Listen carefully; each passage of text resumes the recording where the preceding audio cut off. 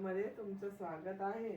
हे बघा मी भांडे घासायला काढले आहे. ते घासायचे भांडे घासलेले नाही आहे, ते उद्या घासायचे आहेत.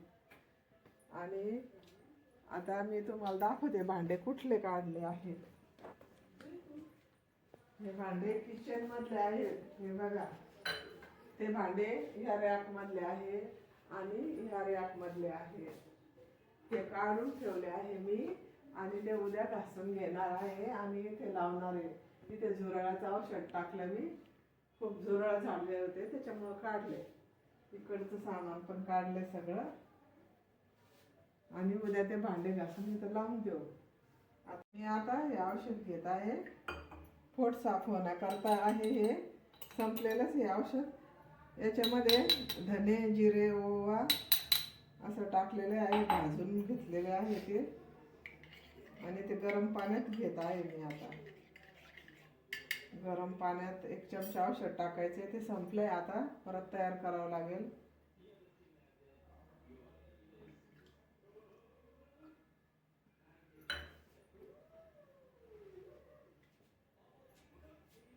घेतले आहे मी औषध.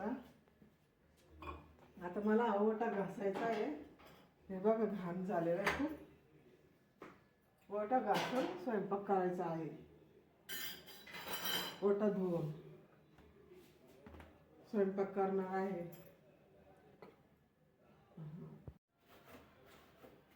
बोला काय तरी. ओटा घासून काढते आता आणि स्वयंपाक करायचा आहे. ओटा घासले असं.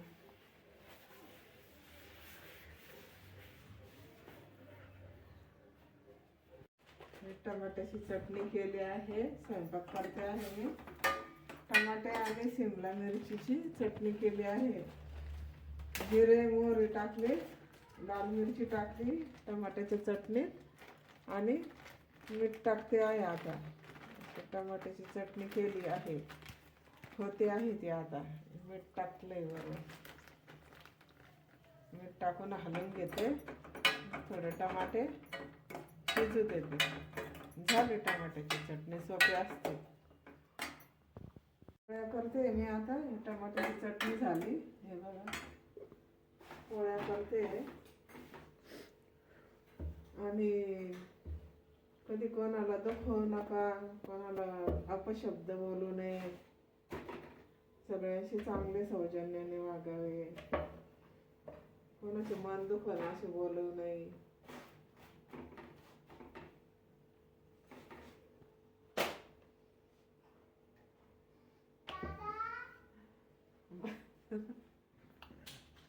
ते लास्टला काय म्हणतात, कोणाचे मन दुखवू नये. नाही ते फिनिश ब्लॉग. फिनिश ब्लॉग संपवते मी आता. आजचा ब्लॉग संपवते.